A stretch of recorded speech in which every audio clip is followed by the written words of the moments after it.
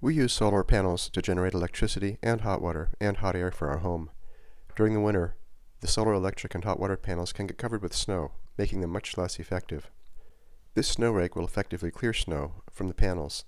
The rake is made from two pieces. The first is a very thin sheet of plywood, about 1/8 inch thick. It measures about 8 inches by 24 inches. Wrap each of the long edges of the plywood with a double layer of duct tape. Wrap it loosely so that the resulting edge will be soft. Then drill a hole through the middle of the plywood sheet, just big enough so that your 12-foot long aluminum lightweight extension pole can fit through the hole. If you want to secure the sheet so it will stay firmly on the pole, drill a hole through the pole just before and after the plywood sheet, and then feed a thin wire through each of those holes. This snow rake has worked well for us. It will pull 6 inches or more of snow off the face of the solar panels.